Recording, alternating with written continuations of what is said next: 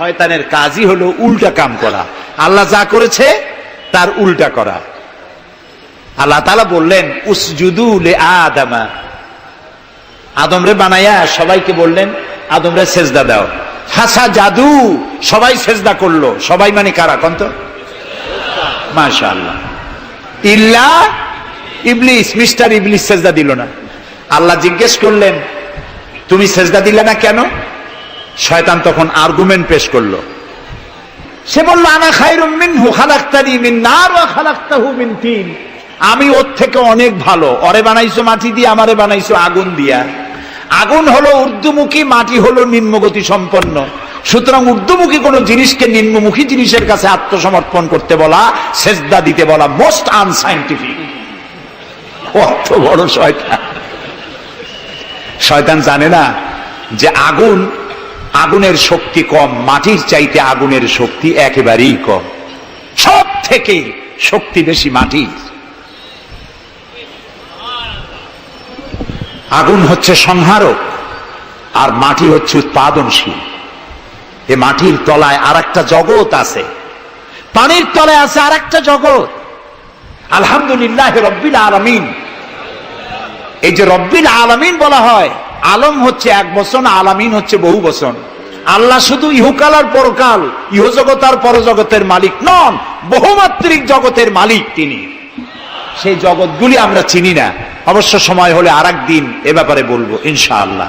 মাটির তলায় কি জগৎ, সাগরের তলায় কি জগৎ, ও বোঝে নাই, ও তো শয়তান, ও এরকম বলে বসলো। আল্লাহ তাআলা বললেন ইন্নাকা রাজিম, তুই মরদুদ, আমার হুকুমের অবাধ্য হয়েছিস, বেরিয়ে যা, তোর জীবনের সমস্ত ইবাদত আমি পণ্ড করে দিলাম। শয়তান বলল আল্লাহ তাআলা আমার ইবাদত গুলি আদমের কারণেই পণ্ড হলো, তাই এতদিন কষ্ট করে ইবাদত করলাম, এর বিনিময় কিছু দেবে না? আল্লাহ কয় চাইস কি?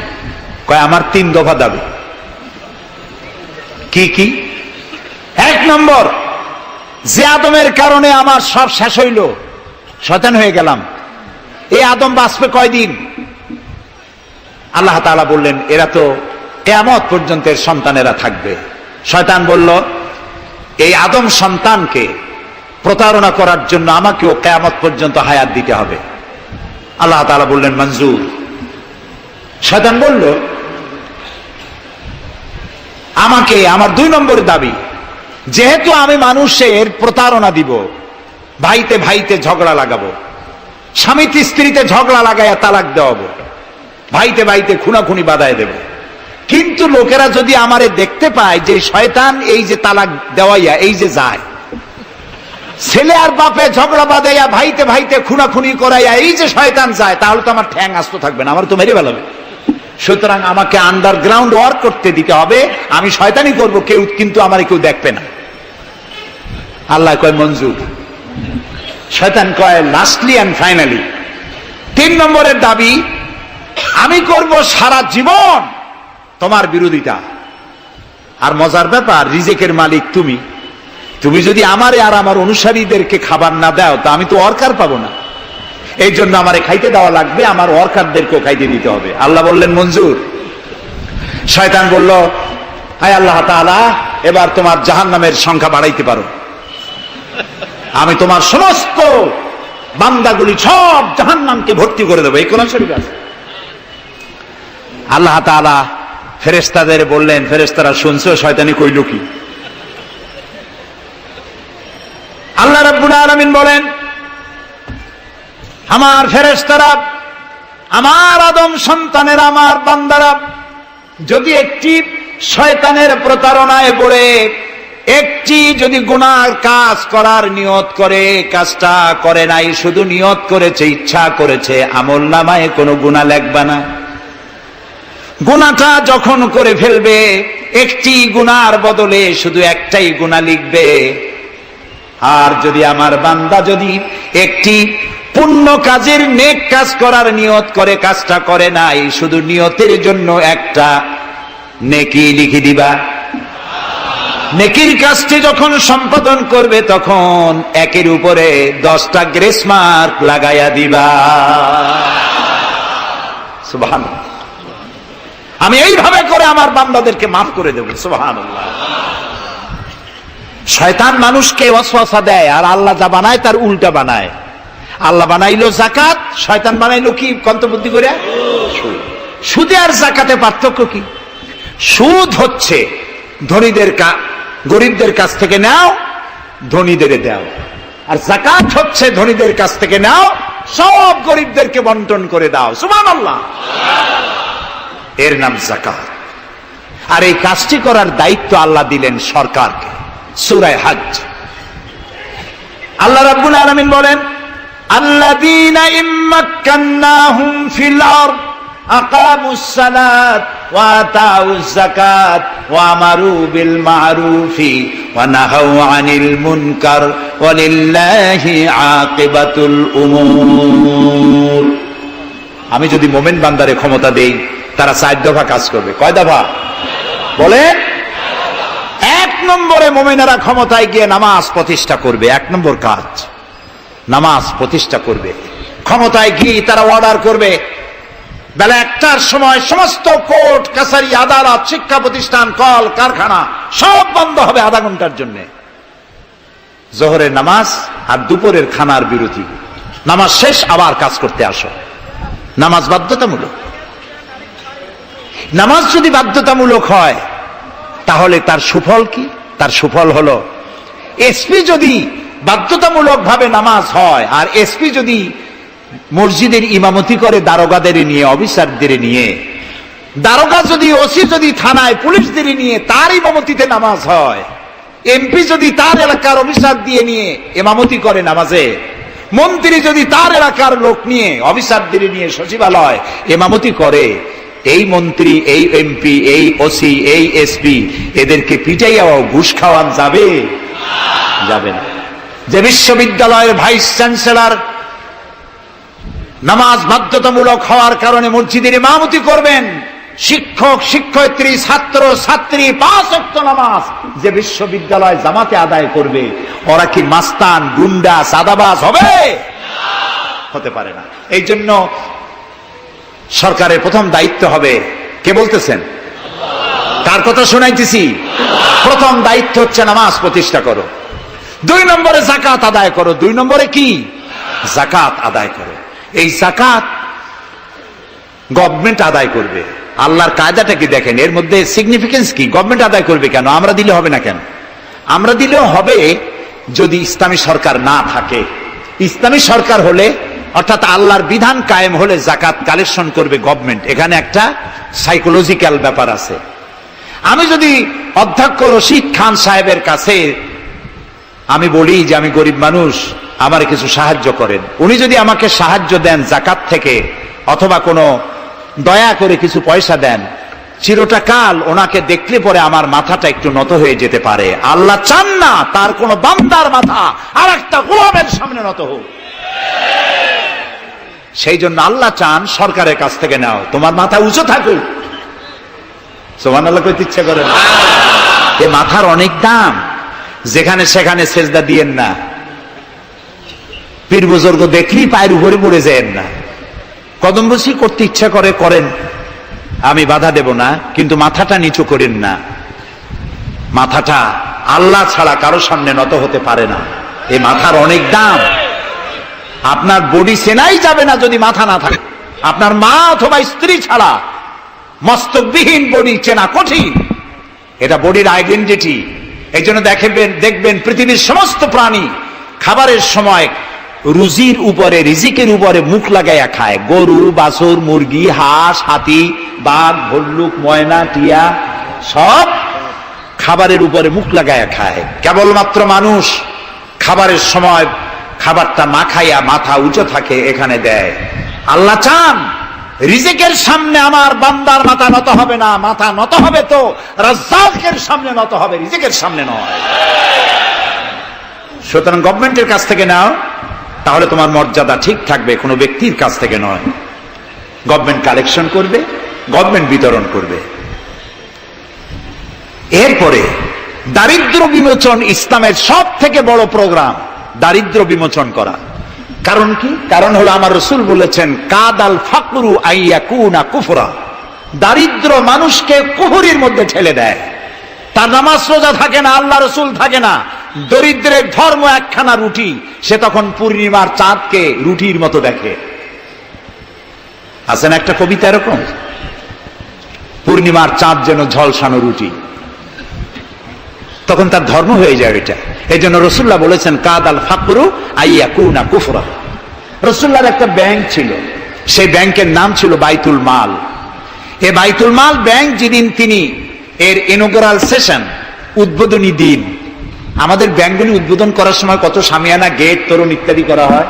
রসুল্লাহর ব্যাংক উদ্বোধন করা হলো মসজিদে নববীর ভিতরে, খেজুর গাছের খুঁটি আর খেজুর গাছ, উটের পশম, খেজুর গাছের পাতার মাটি, এই দিয়া ছাদ। উপরে যদি বৃষ্টি হয় আধা ঘন্টা, নিচে বৃষ্টি পড়ে 1.5 ঘন্টা, পাতার ট্যাপট্যাপানি। এরকম একটা মসজিদের ভেতরে বসে রসুল্লাহ ব্যাংক উদ্বোধন করলেন আর বললেন, বুখারীর হাদিস, মান তারাকা দায়নান আও দিয়ান ফাআলাইয়া। আমার রাষ্ট্রের ভিতরে কোন মানুষ যদি ঋণগ্রস্ত অবস্থায় মারা যায় আর তার ঋণ পরিশোধের অর্থ যদি না থাকে, তাহলে তার ঋণ পরিশোধের দায়িত্ব আর তার বিবি বাল বাচ্চা প্রতিপালনের দায়িত্ব আমি মুহাম্মদ আমার কাঁধের উপরে নিয়ে নিলাম। দারিদ্র বিমোচনের জন্য নবী করিম সাল্লাল্লাহু আলাইহি ওয়াসাল্লাম মানুষকে কাজ দিয়েছেন, ভিক্ষা কম দিয়েছেন। কেউ চাইলে, রসুলের আদত মুবারক ছিল, কেউ কিছু চাইলে পকেটে হাত দিতেন, থাকলে দিতেন। জীবনে একদিনের জন্য কাউকে না বলেন নাই। বলেছেন কিছু নাই, বলতেন আজকে দিতে পারলাম না, তুমি আবার এসো, দেব না, এরকম কথা জীবনে একবারও বলেন নাই। সুবহানাল্লাহ। শুধু দিয়েছেন, কিছু নেন নাই। আল্লাহ, সারা জীবন মানুষের কষ্ট বুকের উপরে ধারণ করেছেন, কাউকে কষ্ট দেননি। ক্ষুধার্ত মানুষের দুয়ারে দুয়ারে গেছেন, নিজে ক্ষুধায় কষ্ট করেছেন। হযরত আবু বকর, ওমর মসজিদে নববীর ভেতরে বসে অসময় বসে আছেন। রাসূলুল্লাহ দিনের বেলা জিজ্ঞেস করলেন, তোমরা এই অসময় এখানে কেন? তারা বললেন, আমরা ক্ষুধার্ত, 2-3 দিন কিছু খাই না। রাসূলুল্লাহ বললেন, আমারও তো একই অবস্থা, চলো। 3 জন বেরিয়ে গেলেন। মসজিদে নববীর পাশেই ছিল হযরত আবু আইয়ুব আনসারী রাদিয়াল্লাহু তাআলা আনহুর বাড়ি। আমি 1973 সনে স্বাধীন বাংলাদেশের প্রথম হজ আমি করেছিলাম। 4733 টাকা ছিল বিমানের ভাড়া। তখন মসজিদে নববীর পাশেই ছিল আবু আইয়ুব আনসারী রাদিয়াল্লাহু তাআলা আনহুর বাড়ি। সেই বাড়িতে গেলাম, ওইখানে একটা বাক্সের ভিতরে, একটা গ্লাসের বাক্সের ভিতরে ছিল রসুলের ব্যবহার করা তরবারি, তীর আর ধনুক। আমি বহুত চেষ্টা করছিলাম গ্লাসটা উঠাবার জন্য, কারণ এটা সেই তরবারি, সেই তীর, সেই ধনুক যেখানে আমার রসুলের হাতের পরশ লেগেছিল। যদি ধরতে পারতাম প্রাণ করে একটা চুমা দিতাম। এই বাড়িতে গিয়ে রাসূলুল্লাহ উপস্থিত হলেন। আবু আইয়ুব আনসারী, 3 জন মেহমান, এর থেকে শ্রেষ্ঠ মেহমান আছে আর? স্ত্রীকে বললেন, তাড়াতাড়ি একটা ছাগল জবাই করো, রুটি বানাও। তিনি চলে গেলেন বাগানে, বাগান থেকে কিছু খোরমা আনলেন। হাদিস শোনাচ্ছি, গল্প নয়। কিছু খোরমা এনে রসুলের সামনে রাখলেন। রাসূলুল্লাহ বললেন, এর মধ্যে কাঁচা, পাকা, আধা পাকা 3 পদের খাজুর, আমি কোনটা খাবো? হযরত আবু আইয়ুব বলেন, 3 প্রকারের খেজুরে আপনি হাত দিবেন, কারণ আপনার হাত যে প্রকারের খেজুরের গায়ে লাগবে আমার বাগানে আল্লাহ রাব্বুল আলামিন সেই খেজুরে বরকত দিয়া দিবেন। কিছুক্ষণ পরে রান্না হয়ে গেল, রসুলের সামনে গোশত আসলো, রুটি আসলো। আল্লাহর নবী খাবারের শুরুতে 2-1টা রুটি আর 2-3টা গোশত টুকরা রুটি দিয়া পেঁচায়া হযরতে আবু আইয়ুব আনসারীর হাতে দিয়া দিলেন। বললেন, আবু আইয়ুব, এই রুটি আর গোশত টুকরা নিয়ে যাও, আমার কলিজার টুকরা মা ফাতেমা গত 3 দিন হলো কিছু খায় নাই। দুনিয়ার মানুষের খাবার পৌঁছায়ছেন, নিজে না খেয়ে থেকেছেন। হযরত আয়েশা বলেছেন, 1 দিন 2 দিন না, মাসের পর মাস রাসূলুল্লাহর স্ত্রীদের ঘরে চুলায় আগুন জ্বলে নাই। হযরত ওমর রাদিয়াল্লাহু তাআলা আনহু রাসূলুল্লাহর ঘরে প্রবেশ করেছেন। এখনো ঘরটা আছে, মসজিদে নববীর কোনায় ছোট্ট ঘরটা। বিশ্বনবীর ঘর। তিনি ঘরের মধ্যে প্রবেশ করে দেখেন রাসূলুল্লাহ শুয়ে আছেন। তারপরে হযরত আবু বকর সালাম করলেন, রাসূলুল্লাহ উঠে বসলেন। হযরতে ওমর রাদিয়াল্লাহু তাআলা আনহু বাচ্চা শিশুর মতো ডুকরে কেঁদে উঠলেন। নবীজি জিজ্ঞেস করলেন, ওমর কাঁদো কেন? হযরত ওমর বলছেন, ইয়া রাসূলুল্লাহ, আমি বিশ্বনবীর ঘর দেখতেছি, ছোট্ট একটি ঘর, এক কোনায় পানি শূন্য সরাহি কাত হয়ে পড়ে আছে, এক পাশে একটা গ্লাস, আর আপনি যে বিছানায় শোয়া, চাদর নাই, বালিশ নাই, দড়ি দিয়া বুনানো খাটিয়ার উপরে শুয়েছিলেন, হাতের তলায়, মাথার তলায় হাত দিয়ে আপনার জান্নাতি শরীর মোবারকের পিঠের উপরে দড়ির দাগ আমি সহ্য করতে পারছি না ইয়া রাসূলুল্লাহ। কাফেরেরা পৃথিবীতে এত শান্তি করলো, আর আল্লাহ রাসূলের গায়ে দড়ির দাগ, আপনি আমাকে অনুমতি দেন, আমি একটা তোশক আপনাকে বানায় এনে দেই। রাসূলুল্লাহ বললেন, ওমর, আমি যদি হুকুম করি, এই যে ওহদ পাহাড়টা আমার জন্য সোনায় পরিণত হয়ে যাবে। আমি পৃথিবীতে শান্তি করতে আসি নাই, এসেছি মানবতার মুক্তির জন্য, কল্যাণের জন্য। নবী করিম সাল্লাল্লাহু আলাইহি ওয়াসাল্লাম এই যাকাতের বিধান কায়েম করলেন। মানুষের দুয়ারে দুয়ারে খাবার পৌঁছে গেল, বৃদ্ধরা ভাতা পেল, বয়স্করা ভাতা পেল, বেকারেরা তাদের কাজের সংস্থান পেয়ে গেল। অবস্থা এমন হলো, হযরত ওমর ইবনে আব্দুল আজিজ রাহমাতুল্লাহ আলাইহির সময় যাকাত কে নেবে, যাকাত কে নেবে চিল্লানো হতো, ঢোল বাজানো হতো। একজন লোক পাওয়া যেত না যে যাকাত আমার দরকার। ইতিহাস লিখছে, ওই সময় একজন লোক তার সাদকার টাকা নিয়ে ঘুরতেছে যে যাকাত কাকে দিবে। 3 দিন হলো যাকাত নেওয়ার মতো একটা লোক পেল না। অবশেষে ক্লান্ত হয়ে মরুদ্যানের মধ্যে বসে আছে। কিছু সময় পর দেখলো যে একটা লোক, ধুলায় ধূসরিত চেহারা, তিনি এসেছেন, হাতে একটা বড় টোপলা। এই লোকটি বলল, পথিক, আসসালামু আলাইকুম, আমি 3 দিন ঘুরলাম এই দেশে, একটা মানুষ পেল না যাকে আমি সদকার টাকা, যাকাতের টাকা দিতে পারি। আপনাকে মনে হচ্ছে গরিব মানুষ, জামা কাপড় ময়লা, আপনি আমার এই টাকাগুলি নিয়ে আমাকে উদ্ধার করুন। লোকটি বলছে, তোমার মাথা ঠিক আছে কিনা আমি জানি না, তুমি কি মনে করছো যে আমার এই বস্তার মধ্যে ছেঁড়া খাতা? তোমার ওই টোপলায় যত টাকা, ওর থেকে অনেক বেশি টাকা আমার এই বস্তার ভিতরে।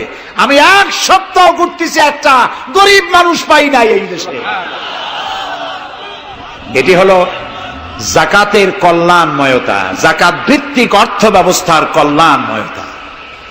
যারাই যাকাত দেয় না, অর্থকে সঞ্চিত করে, সোনা এবং রূপাকে সঞ্চয় করে, তাদের সম্পর্কে আল্লাহ কি বলছেন?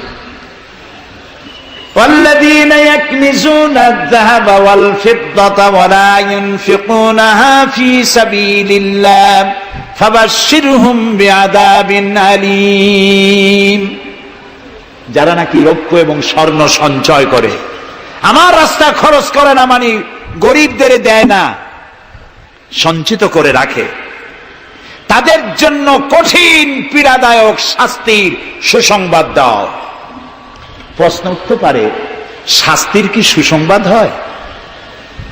শাস্তির কি হয়? আল্লাহ সুসংবাদ বললেন কেন? এটা বোঝাবার জন্য ছোট্ট একটি দৃষ্টান্ত যথেষ্ট। মা যদি ছেলেকে কন্ট্রোল করতে না পারে, দারুণ দুষ্ট, মা তখন বলে, দাঁড়া, তোর বাপ আসুক, আমি তারে নালিশ করব, এমন পিটটি দেবে, তখন মজা টের পাবি। পিটাইলে কি মজা লাগে? তাহলে মজা বললো কেন? শাস্তির তীব্রতা বোঝাবার জন্য মজা শব্দ ব্যবহার করা হয়। এটা কোরআনে কারীমের বাগধারা। আল্লাহ তাআলা বলছেন, তীব্র শাস্তির সুসংবাদ দাও। স্বর্ণ আর রৌপ্য জমা করে রেখেছো, যাকাত দাওনি। বহু মহিলার অসংখ্য সোনা রূপা আছে, যাকাত দেন না। কবে কালে ভদ্র একটা বিয়ে আসবে, সেই বিবাহে সজ্জিত হয়ে যাবেন, সারা বছরে যাকাত দিলেন না, এতগুলি সোনা আটকায় রাখলেন কেন? আল্লাহ চান না টাকা পয়সা পুঞ্জীভূত হয়ে থাকুক। কোরআন শুধু নামাজ রোজা নয়, দেখুন না আল্লাহ কি বলছেন। আল্লাহ বলছেন, কায়লা ইয়াকুনা দুলাতাম বাইনাল আগনিয়াই মিনকুম। আল্লাহ বলছেন, তোমাদের কিছু সংখ্যক ধনীদের মধ্যে তোমাদের সম্পদগুলি পুঞ্জীভূত হয়ে যাক, এটা আমি চাই না। এটা যাকাত, ফিতরা, সাদকা এককালীন দানের মাধ্যমে গোটা জাতির মধ্যে পৌঁছে যাক, তাহলে মানুষের উপকার হবে। সুতরাং 7.5 তোলা নিচ পর্যন্ত যাকাত আপনার না দিলে চলবে। যখন 7.5 তোলা হবে তখনই যাকাত শুরু হবে। যত বেশি হয় গোড়া থেকে শুরু করে সবটা দিতে হবে। 52 তোলা রূপা হলে যাকাত দিতে হবে। এই যাকাতের টাকা না দিয়ে যারা জমা করে রাখেন, শাস্তিটা কি হবে শোনেন। আল্লাহ শাস্তির ধরনও বলছেন, ইয়াউমা ইউহমা আলাইহা ফি নারে জাহান্নাম ফাতুকওয়া বিহা জিবাহুম ওয়া জুনুবুহুম ওয়া যুহুরুহুম হাযা মা কানাজতুম লিআনফুসিকুম তাকনিজুন।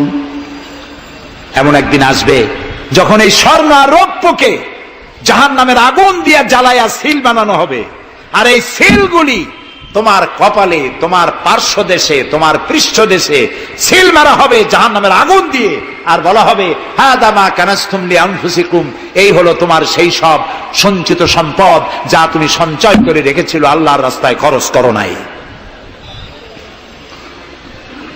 রাসূলের কাছে প্রশ্ন হয়েছে, ওয়ায়াসআলুনাকা মাযা ইউনফিকুন, হে রাসূল আপনাকে প্রশ্ন করা হয় যে কি খরচ করব। আল্লাহ তাআলা বলছেন কুলিল আফওয়া, বলুন প্রয়োজনের অতিরিক্ত জিনিস আল্লাহর রাস্তায় খরচ করে দাও। আমরা প্রয়োজনের অতিরিক্তটা ব্যাংকে জমা রাখি, আল্লাহ বলেন খরচ করো। যত খরচ করবে আল্লাহ তত বাড়াই দিবেন। দেখেন না আল্লাহ বাড়ায় কেমনে। আল্লাহরে বিশ্বাস করেন যে আল্লাহ যে বাড়াইতে পারেন, এটাকে বিশ্বাস করেন? এটি তো ইমানের প্রশ্ন। কেউ যদি জবাব দিতে ব্যর্থ হন তাহলে তো কুলক্ষণ। আল্লাহ কি সম্পদ কমানো আর বাড়ানোর মালিক কে? ইয়ামহাকুহুল্লাহুর রিবা ওয়া ইউরবিস সাদাকাত। আল্লাহ তাআলা বলছেন আমি সুদকে ধ্বংস করি আর সাদকাকে বৃদ্ধি করি। হালালে বরকত হয়, হারামে বরকত হয় না। আজ গোটা পৃথিবীতে, শুধু বাংলাদেশে নয়, গোটা বিশ্বে ওয়ার্ল্ড ব্যাংকের দৃষ্টিতে ইসলামী ব্যাংক পৃথিবীতে সব থেকে সফল ব্যাংক। তাও আলহামদুলিল্লাহ কব না। কেন? কারণ হালালে বরকত হয়, হারামে বরকত হবে না। আচ্ছা, কুত্তায় বাচ্চা দেয় কয়টা কন্ত?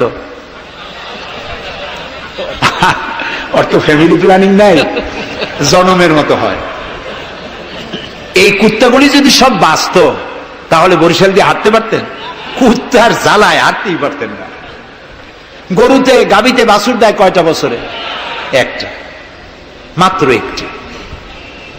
আর মুসলমানেরা গরু যা জন্মের খাওয়া খায়, তারপরেও কুত্তা বেশি না গরু বেশি? এই কারণে যেহেতু গরু হালাল তাই গরুতে বরকত, কুত্তা হারাম তাই বরকত নাই। ইসলামী ব্যাংক শুধু ব্যাংকিং সেক্টরে কাজ করে না, জাতির কল্যাণমূলক বহু সংখ্যক কাজ তারা করে থাকে। ইসলামী ব্যাংক হাসপাতাল, ইসলামী ব্যাংক ব্যাংকের জন্য কলেজ, ইসলামী ব্যাংক দিয়ে যখন ডিজাস্টার হয়, দুর্ভিক্ষ হয়, যখন বন্যা হয়, জলোচ্ছ্বাস হয়, লক্ষ কোটি কোটি টাকা তারা দুহাতে বিতরণ করে। হ্যাঁ, অনেক প্রকল্প আছে। মেধাবী ছাত্র, গরিব ছাত্রদেরকে স্টাইপেন্ড দেয়, বিধবা নারীদেরকে কি বলে ওরকম সেলাই করে, সেলাই মেশিন দেয়। যাকাত আর একটু বলি, আপনারা বিরক্ত হন না তো? যাকাত আমরা কি করি? বছরে একদিন শাড়ি আর লুঙ্গি কিনে প্রদর্শন করি, এক্সিবিশন। অমুক সাহেব যাকাত দেবেন, আপনারা আসবেন।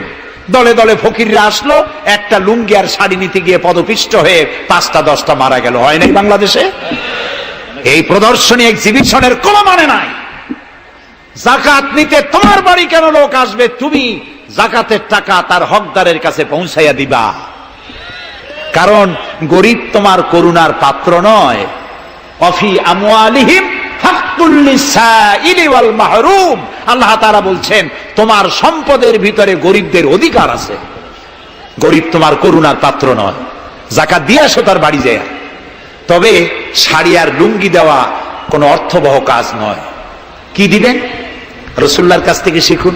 ওই যে একজন আসলো, ভিক্ষা চাইলো, বলল তোমার কি কিছু নাই? বলল আছে। কি আছে কন্ত?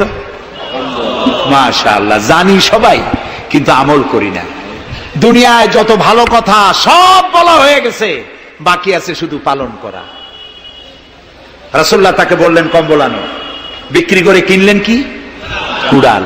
রাসূলুল্লাহ তার নিজের পবিত্র হাত দিয়ে কুড়ালে হাতল লাগায় দিলেন, বললেন যাও জঙ্গলে কাঠ কাটো, বাজারে বিক্রি করো, ভিক্ষা কোনোদিন আর করবা না। 1 বছর পর, হাদিস শুনুন, 1 বছর পর ওই ভিক্ষুক এসে বলছেন, আসসালামু আলাইকা ইয়া রাসূলুল্লাহ, হুজুর আপনি আমাকে চিনেছেন? আমি সেই ভিক্ষুক যে ভিক্ষা নিতে এসেছিলাম, আপনি আমাকে ভিক্ষা না দিয়ে কুড়াল দিয়েছিলেন। কুড়াল দিয়া কাঠ কাটিয়া বাজারে বিক্রি করে আমার কাছে এখন যাকাত দেওয়ার মতো অর্থ জমা হয়ে গেছে। এটার নাম ইসলাম। শুধু নামাজ রোজা জিকির আজগারের জন্য শুধু নয়, নামাজ রোজা জিকির আজগার তো করব, কিন্তু আমার মানুষকে দারিদ্র বিমোচন করতে হবে। সুতরাং যাকাতের টাকা দিয়ে একটা শিক্ষিত বেকার যুবককে একটা কম্পিউটার কিনে দেন, একটা বিধবা মহিলাকে একটা সেলাই মেশিন কিনে দেন, তার সতীত্ব সে বাঁচাতে পারবে। ক্ষুধার জ্বালায় মানুষ যখন অসহনীয় পর্যায়ে চলে যায়, তখন সে দেহ ব্যবসার মতো নিকৃষ্ট পর্যায়েও চলে যায়। এজন্য ধনীরা দায়ী হবে আল্লাহর কাছে। কচু গাছ কাটতে কাটতেই মানুষ খুন করে।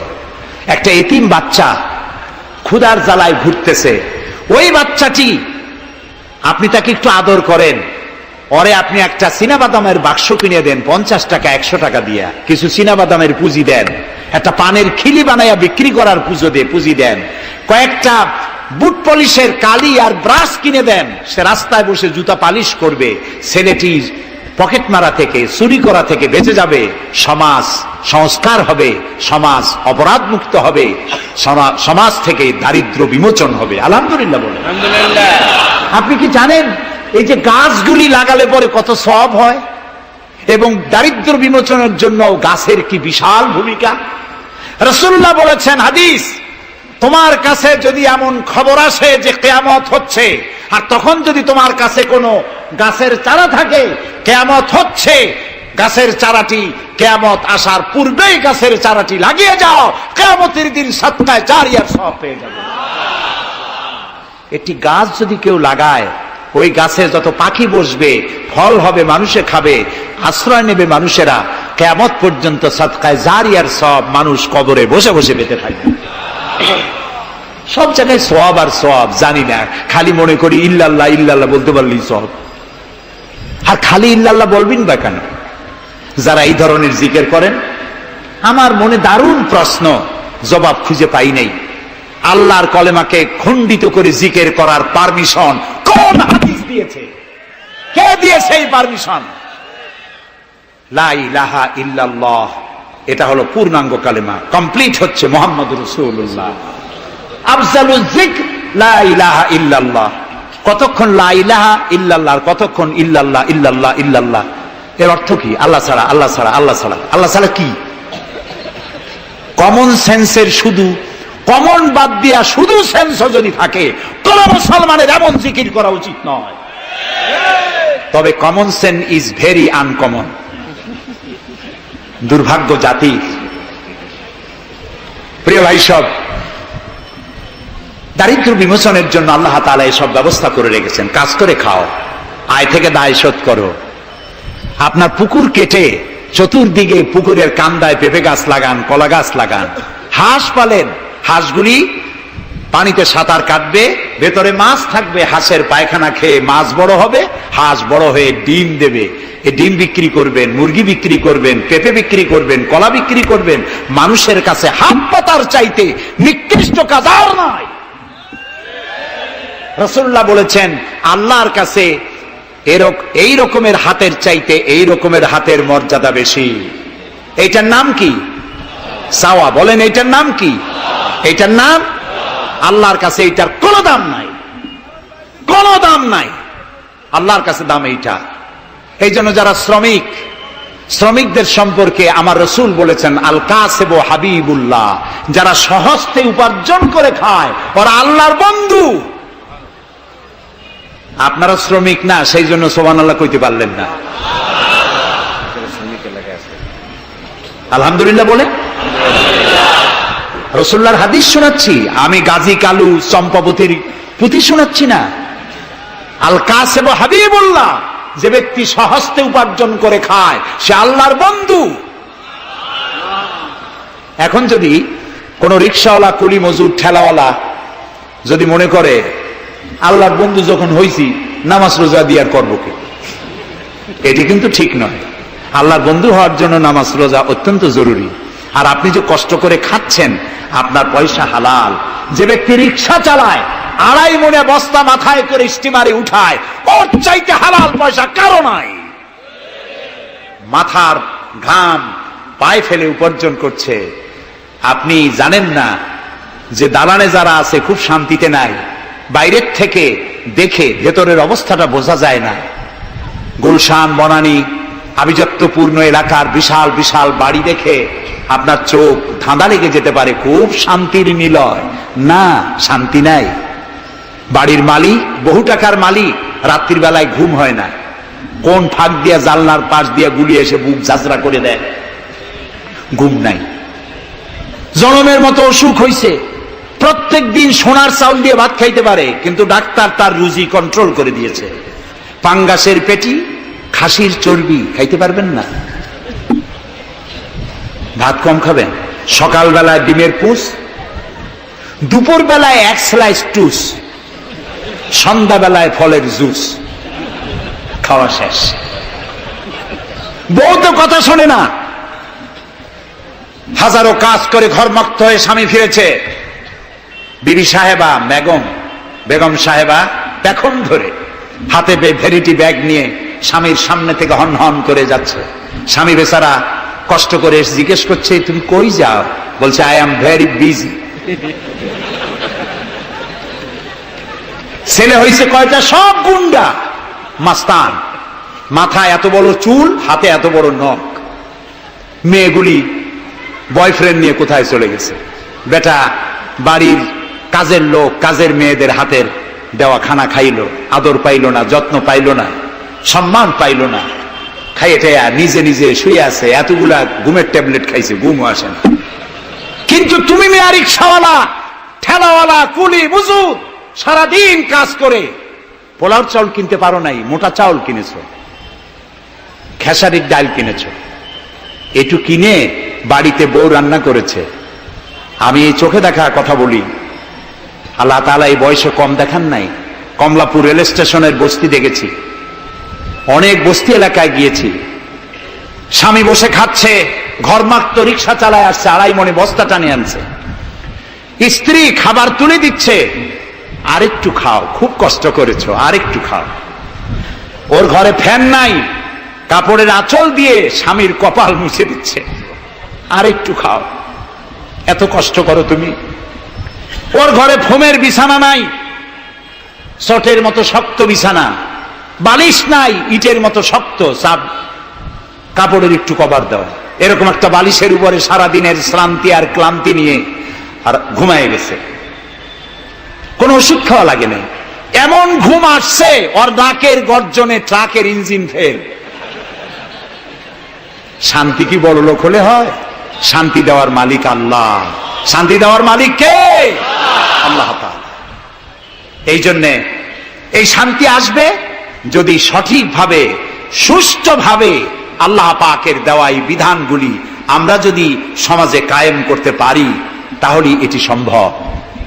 আমার দেশে এখন যদি যাকাতের টাকা কালেকশন করা হয়, তাহলে আমরা একটা হিসাব করেছি। আমি একটা ব্যাংকের সাথে জড়িত আছি, আপনারা জানেন বোধহয়, ইসলামী ব্যাংক। এর জন্ম লগ্ন থেকে আমি আছি এর সাথে। সেই হিসেবে আমরা একটা জরিপ চালাইছি।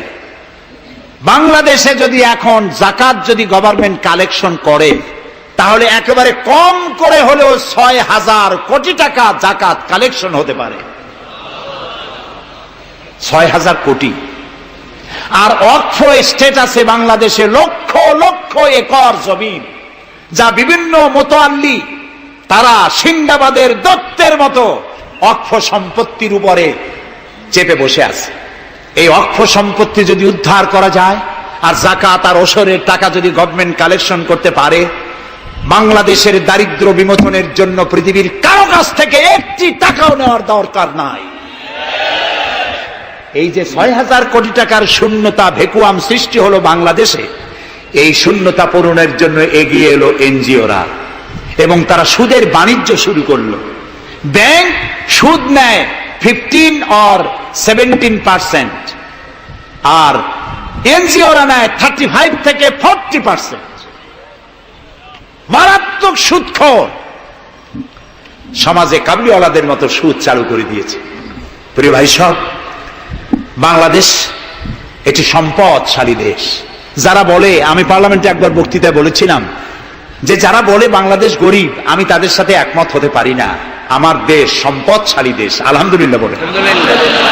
আমার দেশ, এ বাংলাদেশের আবাদযোগ্য জমির পরিমাণ 2,40,00,000 একর। আলহামদুলিল্লাহ বলবেন না? এখানে বনজ সম্পদ আছে 32,53,860 কিলোমিটার বর্গমিটার নিয়ে, বর্গমাইল জুড়ে। এখানে আল্লাহর হিকমতটা দেখেন। সুন্দরবন আমাদের থেকে দূরে না কাছে? বরিশাল, বরগুনা, বাগেরহাট, সাতক্ষীরা, এই এলাকায় সুন্দরবন কে বানাইছে? কোন গভর্নমেন্ট বানিয়েছে? কেন আর অন্য জায়গায় বানানো হলো না কেন? উত্তরবঙ্গে বানাইলো না কেন? কারণ আমাদের বঙ্গোপসাগর হলো সাইক্লোন জোন। এখান থেকেই ঘূর্ণিঝড়ের উৎপত্তি হয়, সাইক্লোন জোন। 240, 80, 300 অথবা সহস্র মাইল স্পিডে বা 500 মাইল স্পিডে ঝোড়ো হওয়া প্রবাহিত হওয়ার জন্য ঘূর্ণিঝড় প্রস্তুতি দেয়। আবহাওয়া বার্তা দিয়ে তা শোনানো হয়। উপকূলীয় এলাকায় যদি আল্লাহ তাআলা সুন্দরবন তৈরি না করতেন, তাহলে সমুদ্রের ঘূর্ণিঝড়ের প্রথম ধাক্কায় কুয়াকাটা, পটুয়াখালী, বরগুনা, সাতক্ষীরা, পিরোজপুর, বাগেরহাট, বরিশাল প্রথম ধাক্কায় উড়ে চলে যেত। আল্লাহ তাআলা কি দয়া, সুন্দরবন বানাই দিয়ে প্রোটেক্টেড করেছেন। তাও আমরা সুবহানাল্লাহ বলবো না? এই সুন্দরবন রক্ষার জন্য গভর্নমেন্ট পাহারাদার লাগিয়েছে, কিন্তু পাহারাদারেরা নিজেরাই রক্ষকরা হইছে ভক্ষক, জন্মের খাওয়া খাইতেছে। আল্লাহ দেখলেন যে এরা তো এই ধরনের মানুষ খুব বেকায়দা, সেই জন্য আল্লাহ তাআলা নিজেও কিছু পাহারার ব্যবস্থা করলেন। সেই পাহারাদার কে? Royal Bengal tiger. যদি সামনে পড়েন 10 কোটি টাকা ঘুষ দেবেন, এ কথা শুনলেও আপনারে ছাড়বে না। যাতে বংশানুক্রমে পৃথিবীর মানুষ, দেশের মানুষ এগুলি ভোগ দখল করতে পারে, আল্লাহ সেই জন্য পাহারাদার রেখে দিয়েছেন। সুবহানাল্লাহ। আমার দেশে রয়েছে পানি সম্পদ। বাংলাদেশে ছোট বড় 250টি নদ নদী আছে, যেগুলির দৈর্ঘ্য 3,200 বর্গমাইল। আছে পানি সম্পদ, আছে পশু সম্পদ, আছে মৎস্য সম্পদ, সর্বোপরি আছে এই বাংলাদেশের 14 কোটি মানুষের 28 কোটি হাত। এই হাতগুলি যদি ভিক্ষুকের হাত না হয়ে কর্মীর হাত হয়ে যায়, তাহলে আমাদের দেশ গরিব থাকতে পারে না। আমার দেশের সম্পদের অভাব নাই, যথেষ্ট সম্পদ আছে, শুধুমাত্র ইকুয়াল ডিস্ট্রিবিউশন নাই। সৎ এবং যোগ্য নেতৃত্বের অভাবে এই চরম দুরবস্থার সৃষ্টি হয়েছে। আরো হয়েছে রাজনৈতিক প্রতিহিংসার কারণে। তা না হলে আমরা পৃথিবীর মধ্যে দাঁড়ায় যেতাম। যুদ্ধ বিধ্বস্ত জাপান কোথা থেকে কোথায় গেল? উত্তর কোরিয়া আমেরিকাকে চ্যালেঞ্জ করছে। থাইল্যান্ড, যারা নারী ব্যবসা করে জীবন বাঁচাইতো, সেই থাইল্যান্ড এখন, আমি মেলবোর্ন ইউনিভার্সিটিতে আমার প্রোগ্রাম ছিল, যাওয়ার সময় ব্যাংকক হয়ে গেলাম। একটি হোটেলে আমার থাকার জায়গা ছিল। 30 কিলোমিটার লম্বা ফ্লাইওভার ব্যাংককে। বিল্ডিং গুলি দেখতে হলে এরকম তাকালে মাথা টুপি পড়ে যায়, এত উঁচু উঁচু বিল্ডিং। সিঙ্গাপুর কোত্থেকে কোথায় গেল? আমরা যে তিমিরে ছিলাম সেই তিমিরেই রয়ে গেল। আমাদের বুঝতে হবে, আমার ইসলাম দারিদ্র্যের বিকাশের জন্য আসে নাই, দারিদ্র্য বিমোচনের জন্য এসেছে। সুন্দর একটি সমাজ বিনির্মাণের জন্য ইসলাম এসেছে, এবং তা গণতান্ত্রিক প্রক্রিয়ার মধ্য দিয়ে। নবী করিম সাল্লাল্লাহু আলাইহি ওয়াসাল্লাম যদি বলতেন ইন্তেকালের সময় যে আমার মেয়ে নেতৃত্ব দিবে, আমার নাতি নেতৃত্ব দিবে, বলেন কার বাবার হিম্মত ছিল এটার প্রতিবাদ করার? তিনি কি তা করেছেন? না, ইন্তেকালের সময় জিজ্ঞাসিত হয়ে তিনি বললেন, আমার পরে তোমাদের মধ্যে যিনি বেশি যোগ্য, খোদাভীরু, আল্লাহকে ভয় করে, তেমন লোককে তোমরা নেতা নির্বাচিত করো। আবু বকর রাদিয়াল্লাহু তাআলা তাই বলেছেন, ওমর, ওসমান, আলী তাই বলেছেন। সুবহানাল্লাহ বলেন। ওয়া আমরুহুম শুরা বাইনাহুম, এটি হলো গণতন্ত্র। তোমরা তোমাদের পরামর্শ ভিত্তিতে তোমাদের রাষ্ট্র সমাজ পরিচালনা করো। সুবহানাল্লাহ বলেন। কে বলে কোরআন শুধুমাত্র একটি ধর্মগ্রন্থ, বেদ আর বাইবেলের মতো? নিশ্চয়ই নয়।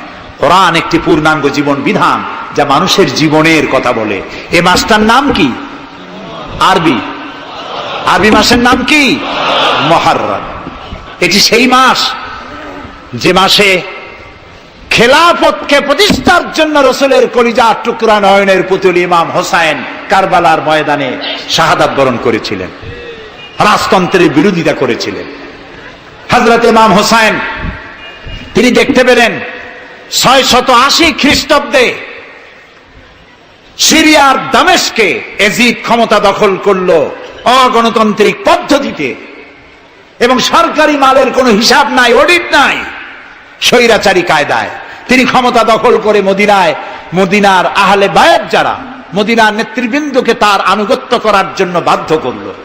ইমাম হোসাইন যে মায়ের পেটে এসেছেন, যে পিতার পেটে জন্মে এসেছেন, যে নানার কোলে বড় হয়েছেন, তিনি কি এই দৃশ্য চোখে দেখতে পারেন? তিনি বললেন, আমি কুফায় যাব। কুফার লোকেরা দাওয়াত দিল, তিনি কুফায় রওনা করবেন। মদিনার লোকেরা হাতে পায়ে ধরলো, কুফায় আপনি যাবেন না। তিনি বললেন, আমি কোন ক্রমে এজিদের বশ্যতা স্বীকার করব না, আমি এর বিরোধিতা করবই। মাত্র 72 জন লোক নিয়ে তিনি কুফার দিকে অগ্রসর হলেন। এই 72 জনের মধ্যে 40 জন পুরুষ আর 32 জন নারী আর শিশু। তিনি যখন কারবালা প্রান্তরে পৌঁছে গেছেন, ইবনে জিয়াদ কুফার গভর্নর, তিনি বাধা দিলেন, বললেন, আমার দরবারে হোসাইনকে হাজির করো। ইমাম হোসাইন বললেন, যে ব্যক্তি আল্লাহর আখিরাতকে অস্বীকার করেছে, রাসূলকে অস্বীকার করেছে, আমি তার সামনে জীবন থাকতে যাব না। রাতারাতি ইয়াজিদ 6000 সৈন্য পাঠিয়ে দিল। ইমাম হোসাইনের সাথে লোক কত? মাত্র 72। 6000 লোক কি যুদ্ধ করা লাগে 72-এর সাথে? শুধু যদি মার্চ করে পায়ের তলায় পিছে 72 জন শেষ হয়ে যাবে। হযরত ইমাম হোসাইন রাতের বেলায় সঙ্গীদের বললেন, ও আমার সাথীরা, ইয়াজিদ আমার শির চায়, আমাকে চায়, আমার সঙ্গে থেকে তোমরা তোমাদের জীবনকে বিপন্ন করো না, তোমরা সবাই ফিরে চলে যাও মদিনায়।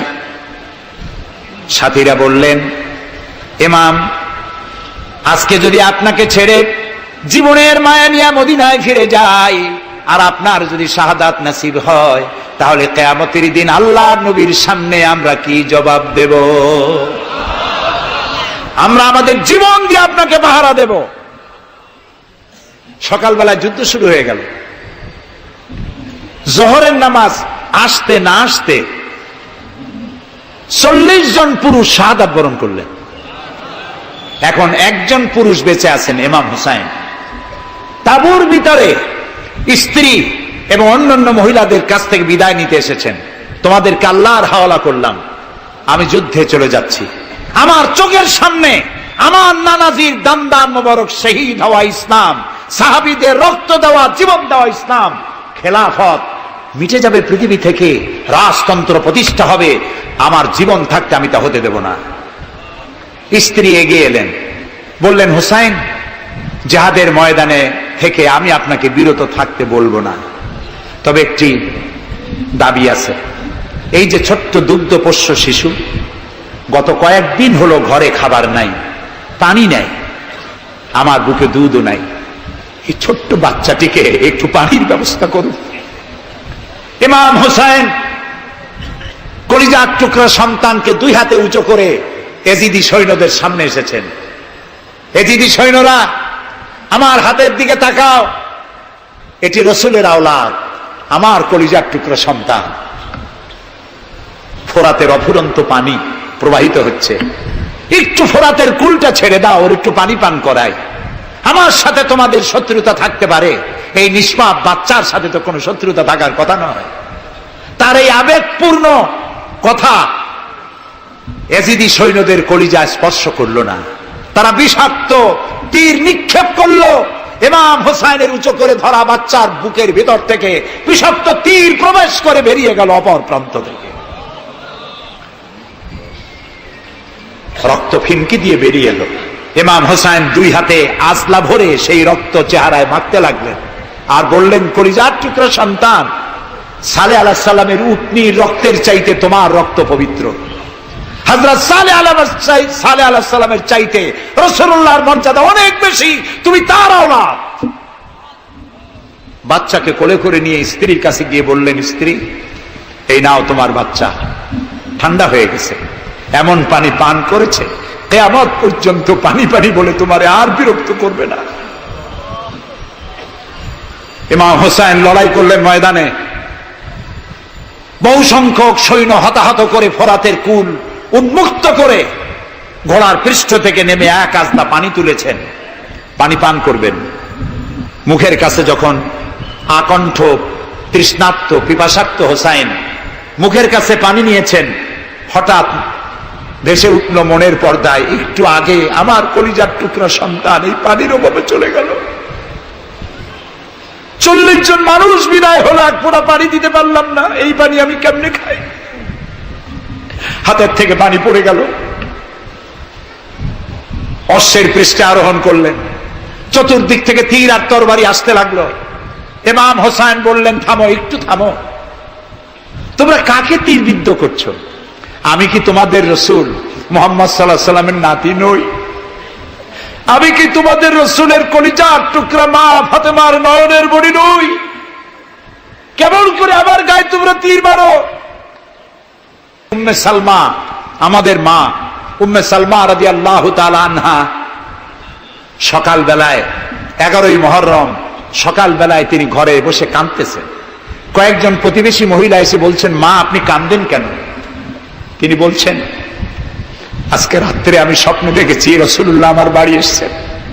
আমি দেখতে পেলাম আল্লাহ রসুলের চোখ দিয়ে পানি পড়ছে, দাড়ি মোবারক ধুলা মাখা, মুখ কানা বলি।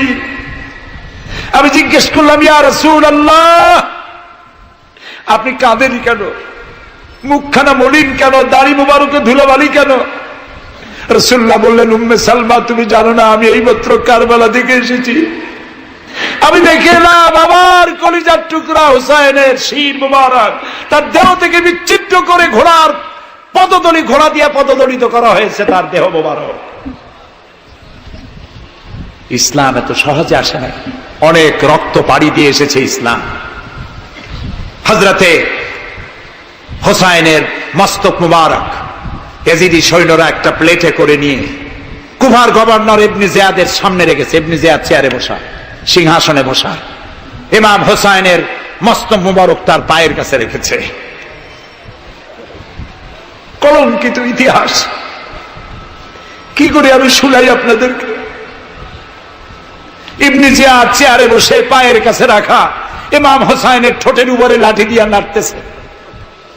হযরত যায়েদ রাদিয়াল্লাহু তাআলা আনহু 80 বছর বয়স, তিনি বলছেন, ইবনে জিয়াদ, এতক্ষণ যা করেছ মুখ বুজে সহ্য করেছি, কিন্তু এখন যেটা তুমি করতেছো পায়ের কাছে কার ব্যথা? তুমি যে ঠোঁটের উপরে লাঠি দিয়ে নাড়তেছো, আমি যায়েদ, আমি দেখেছি রাসূলুল্লাহ 1000 বার এই মুখের উপরে চুমা খেয়েছেন। তোমার বেয়াদবি বন্ধ করো। প্রিয় ভাই সব, রাজতন্ত্র নয়, পরামর্শ ভিত্তিক সমাজ ব্যবস্থা প্রতিষ্ঠার জন্য আল্লাহ তাআলা ইসলাম দিয়েছেন, দ্বীন দিয়েছেন। সেই জীবন ব্যবস্থা ইসলাম আজকে এই পৃথিবীতে মুসলমানদেরকে সন্ত্রাসী জাত হিসেবে চিহ্নিত করার জন্য, উগ্র জাতি হিসেবে, সহিংস জাতি হিসেবে, অগণতান্ত্রিক জাতি হিসেবে প্রমাণিত করার জন্য পাশ্চাত্য শক্তি তারা নবী করিম সাল্লাল্লাহু আলাইহি সাল্লামের ব্যঙ্গচিত্র এঁকে দুনিয়ায় ছড়িয়ে দিয়েছে। আজকে জুমার খুতবায় আমি কসাই মসজিদে বলেছিলাম, রাসূলুল্লাহর মাথার উপরে বোমা আকৃতির পাগড়ি বেঁধেছে, পাশে 2টা অর্ধনগ্ন মেয়ে লোক রেখেছে। নাউজুবিল্লাহ। তোদের মতো অসভ্য আছে পৃথিবীতে? ডেনমার্ক, আমেরিকা, ইউরোপ, তোমরাও কি মানুষের মতো কাজ করেছ? বিশ্ব নবী পৃথিবীতে সব দিয়েছেন, কিছু নেন নাই। তাকে অপমান করার অর্থ হচ্ছে মানব সভ্যতাকে অপমান করা। রাসূলকে অপমান করার ক্ষমতা কারো নয়। তার সম্মান পাহাড় সমান নয়, তার সম্মান আকাশ সমান নয়। রাসূলের সম্মান আল্লাহর আরশ পর্যন্ত। আল্লাহ তার আরশে আজিমে কাউকে দাওয়াত দেন নাই, বিশ্ব নবীকে দাওয়াত দিয়েছিলেন। আমি আমার বরিশালবাসীদের বলবো, মুসলমানদেরকে ধৈর্য ধারণ করতে হবে, আরো সংযমী হতে হবে। আমরা প্রতিবাদ করব, অবশ্যই প্রতিবাদ করব, কিন্তু জ্বালাও পোড়াওতে আমরা যাব না। আমরা কারো পতাকা পোড়ানো, কারো অফিসে ভাঙচুর করা, এটা আমাদের কাজ না। আমরা গড়ার জন্য এসেছি, আমরা ভাঙ্গার জন্য আসি নাই। কেউ অসভ্য হলে আমরা অসভ্য হতে পারি না। ওরা অসভ্য, ওরা বর্বর, ওদের জীবনে ভালোবাসা নাই, তাই ওরা প্রতি বছর একটা দিন ভালোবাসা দিবস পালন করে। আমার জীবনে ভালোবাসার অভাব নাই। ইসলাম সর্বশ্রেষ্ঠ জীবন ব্যবস্থা। এই কল্যাণময় জীবন ব্যবস্থা প্রতিষ্ঠার জন্য এগিয়ে আসতে হবে মুসলমানদেরকে, সকলকে, হিন্দুদেরকেও। হিন্দু, বৌদ্ধ, খ্রিস্টানদের বলি, আমার প্রিয় ভাইয়েরা, আপনাদের মধ্যে আমাদের মধ্যে পার্থক্য খুবই কম। হিন্দুরা বলেন এক ব্রহ্মা, দ্বিতীয় নাস্তি। আমরা বলি লা ইলাহা ইল্লাল্লাহ, কথা প্রায় কাছাকাছি। আপনারা পুনর্জন্মে বিশ্বাসী, আমরা পুনরুত্থানে বিশ্বাসী। আমরা খুব ভালো আছি, এই দেশটা খুব ভালো দেশ, পূজা আর রোজা একসাথে হয়, আমরা অনেক আরামে আছি। এদেশে সাম্প্রদায়িক সম্প্রীতি নাই বলে যারা বিদেশে বদনাম ছড়ায়, তাদের হেদায়েতের জন্য আমরা আল্লাহর কাছে দোয়া করি, আল্লাহ তাদের হেদায়েত করো। ক্ষমতা হারায় মানুষ এত পাগল হয় যে দেশের বিরুদ্ধে কথা বলে, মায়ের বিরুদ্ধে কথা বলে, রাষ্ট্রের বিরুদ্ধে কথা বলে। আল্লাহ এদের হেদায়েত নসিব করে দিন।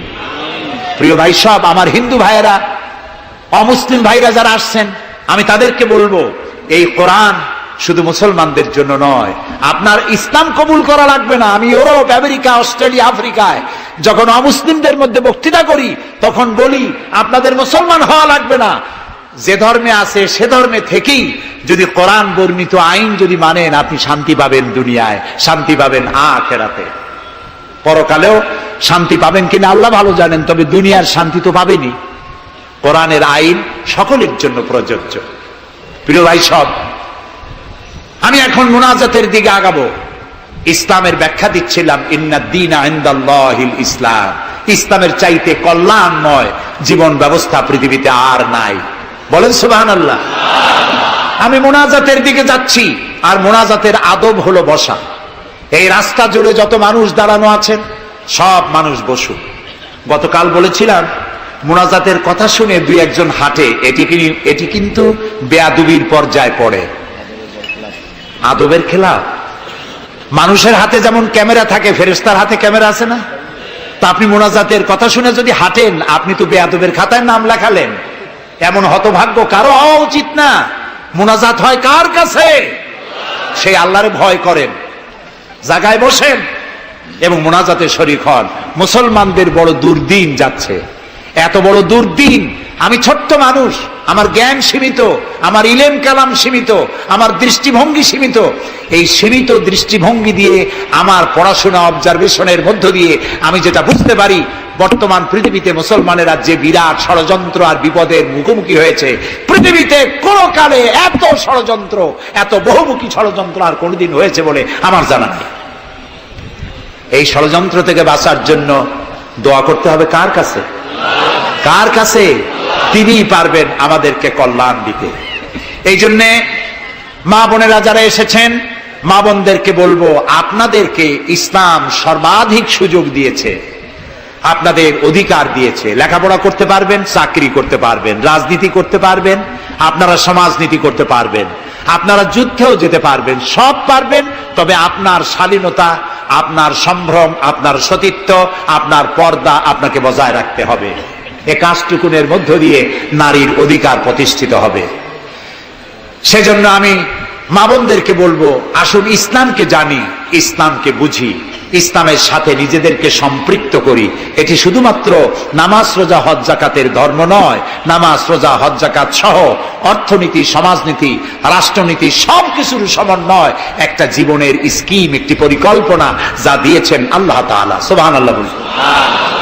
আর ওই কথার প্রতিবাদ করি যারা আল্লাহর আইন প্রতিষ্ঠার নামে বোমা হামলা করে, সন্ত্রাসী তৎপরতা চালায়, এরা জিহাদকে অবমাননা করেছে। জিহাদ আর যুদ্ধ এক কথা নয়, জিহাদ আর কিতাল এক কথা নয়, হোলি ওয়ার এবং জিহাদ এক কথা নয়।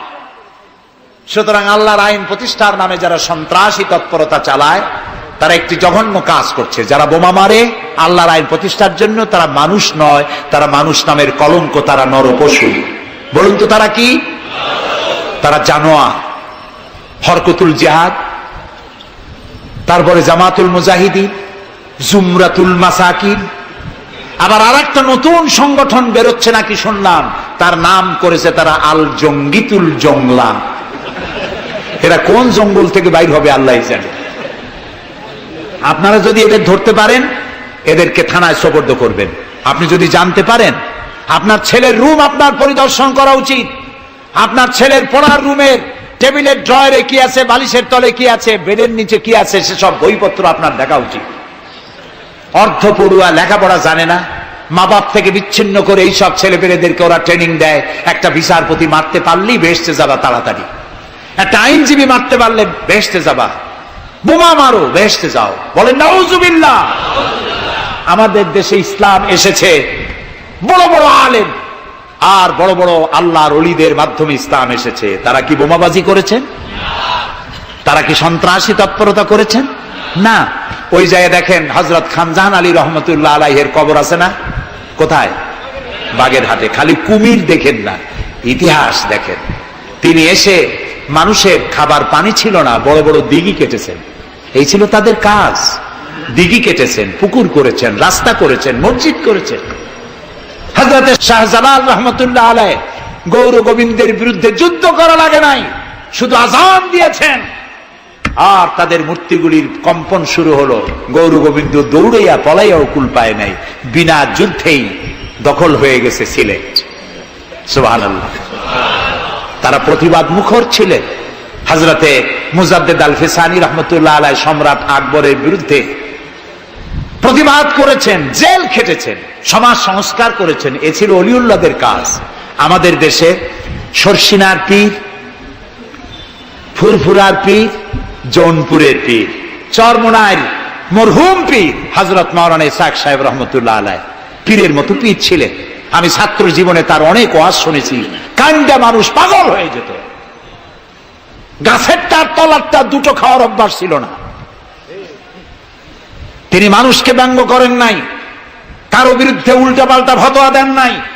আমার কাছে ইসলাম, কারো কাছে ইসলাম নাই, এই বাজে কথা তিনি জীবনেও বলেন না। আমরা তাকে সম্মান করি। এইসব বড় বড় অলিউল্লাহ আর আলেমরা এদেশে ইসলাম প্রচার করেছে, সন্ত্রাসের মধ্য দিয়ে নয়, ভালোবাসা দিয়া, উন্নয়নমূলক কাজ করে, মাদ্রাসা, মসজিদ, এতিমখানা প্রতিষ্ঠা করে করেছে। সুতরাং এই সন্ত্রাসী তৎপরতা যারা চালায় তারা মানুষ নয়, তারা জানোয়ার, তারা পশু।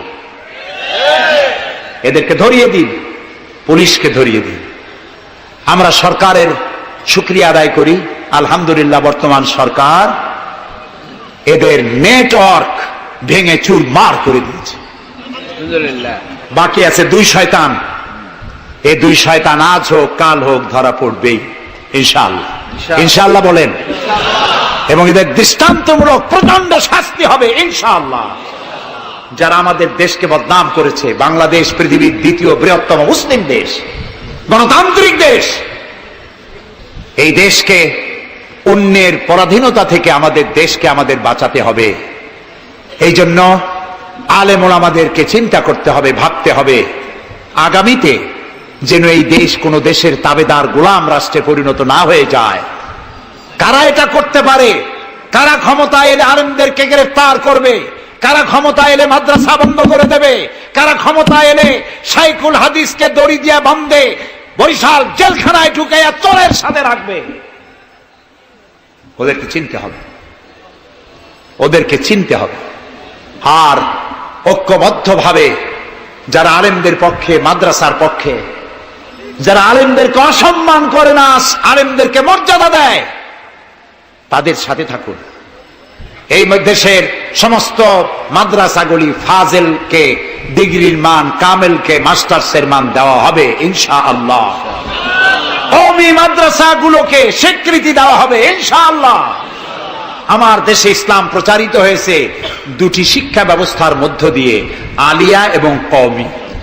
আমরা কোনোটাকে ঘৃণা করি না, দুটোই। আমি পল্টনে বক্তৃতায় বলেছিলাম, কেউ যদি আমাকে জিজ্ঞেস করে আপনার দুটি চোখের মধ্যে কোনটা আপনার প্রিয়, আমি পাল্টা প্রশ্ন করতে চাই, আপনি বলুন আপনার কাছে কোনটা প্রিয়? আপনার কাছে যদি দুটোই প্রিয় হয়, আমার কাছেও দুটোই প্রিয়। আলিয়াও প্রিয় আমার চোখের মতো, কওমি মাদ্রাসাও আমার প্রিয়। এই মাদ্রাসাগুলি এখানে আছে বলে ইসলাম আছে, মাদ্রাসা থাকবে না, ইসলাম থাকবে না। সুতরাং মাদ্রাসা হচ্ছে ইসলামের লালন কেন্দ্র। মসজিদও থাকবে না, মসজিদে যেতে হলে তো মাদ্রাসা লাগবে, নামাজ শিখবা কোথায়, আল্লাহরে চিনবা কোথায়? এই জন্য সব থেকে বেশি জরুরি হলো মাদ্রাসা। সেই মাদ্রাসার তারা শত্রু, তাই 252টা মাদ্রাসা যারা বন্ধ করেছিল, এখন তারা আবার বলে ক্ষমতায় যেতে পারলে সংবিধানের 5ম সংশোধনী বাতিল করবে। 5ম সংশোধনী বাতিলের অর্থ কি? 5ম সংশোধনী বাতিলের অর্থ হলো আল্লাহর উপরে, রাষ্ট্রের সমস্ত কাজের উৎস আল্লাহর উপর ঈমান এবং অবিচল আস্থা কেটে দিয়ে সেখানে সংবিধানের শিরোনাম থেকে বিসমিল্লাহ কেটে দেওয়া হবে, ধর্মভিত্তিক রাজনীতি নিষিদ্ধ ঘোষণা করা হবে।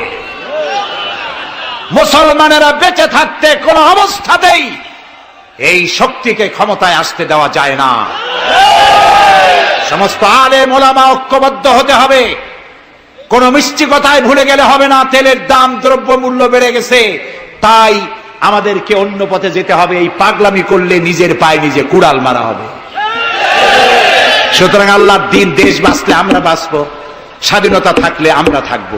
দেশের স্বাধীনতা, অস্তিত্ব, অখণ্ডত্ব বাঁচিয়ে রাখার জন্য সর্বোপরি এই যে টুপি মাথায় দিয়ে চলি, মুখে দাড়ি আছে, এই দাড়ি আর টুপিকে টিকিয়ে রাখার জন্য যারা ইসলামকে ভালোবাসে, আলেমদেরকে ভালোবাসে, সম্মান দেয়, মর্যাদা দেয়, উন্নয়নের জোয়ার বয়ে দেয় সারা দেশ জুড়ে, তাদের সাথে ঐক্যবদ্ধ হয়ে কাজ করা আমাদের ঈমানের দায়িত্ব।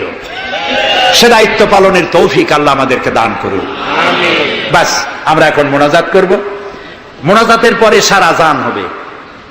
এশার নামাজ জামাতে পড়ে আমরা বাড়ি যাব। ঠিক আছে ভাই? গতকাল কিন্তু ঠিক থাকে নাই, আজকে যেন থাকে। তবে অনেকে এশার নামাজ পড়ে এসেছেন, এটাও ঠিক। যারা পড়ে আসেন নাই তারা আমাদের সাথে পড়বেন। নামাজ না থাকলে ঈমান থাকবে না। নামাজ না পড়লে নিজেকে মুসলমান বলে পরিচয় দেওয়ার অধিকার নষ্ট হয়ে যায়। জীবনে আর নামাজ ছাড়বো না, এই ওয়াদা কি করা যায়? যাবে? দুহাত উঁচু করুন, বলুন ইয়া আল্লাহ, তোমার পবিত্র নামে ওয়াদা করি, যতদিন পর্যন্ত মালাকুল মউত আমার মাথার কাছে না আসতেছে, ততদিন পর্যন্ত ফরজ নামাজ, ফরজ রোজা আর ছাড়বো না, আর ছাড়বো না, আর ছাড়বো না। এবার জোরে বলেন ইয়া আল্লাহ, আমার আজকের এই ওয়াদা আমার মৃত্যু পর্যন্ত আমাকে পালন করার তৌফিক দাও ইয়া রাব্বাল আলামিন। এখন মোনাজাত হচ্ছে। মোনাজাতের পর আপনারা নামাজের জন্য কাতার দিয়ে দাঁড়িয়ে যাবেন আর সকলে আর্থিক সাহায্য করবেন। আল্লাহুম্মা আমিন। রব্বানা যালামনা আনফুসানা ওয়া ইন লাম তাগফির লানা ওয়া তারহামনা লানাকুনান্না মিনাল খাসিরিন। রব্বানা যালামনা আনফুসানা ওয়া ইন লাম তাগফির লানা ওয়া তারহামনা লানাকুনান্না মিনাল খাসিরিন। হে আল্লাহ তাআলা, হাজার হাজার মুসলমান নরনারী দীর্ঘক্ষণ ধরে তোমার কোরআন শুনেছি, হাদিস শুনেছি, আর শেষ পর্যায়ে এসে ভিক্ষুকের মতো, কাঙ্গালের মতো গুনার বোঝা মাথায় নিয়ে তোমার দরবারে হাত তুলেছি।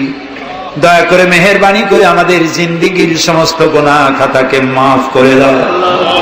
আমাদের মধ্য থেকে আমাদের মা বাপ দুনিয়া থেকে যারা বিদায় হয়ে গেছে, আয় আল্লাহ রব্বুল আলামিন, মা বাপের কবরগুলিকে জান্নাতের টুকরা বানায়া দাও। রব্বিরহামহুমা কামা রব্বায়ানি সগীরা। সবাই পড়েন রব্বিরহামহুমা কামা রব্বায়ানি সগীরা।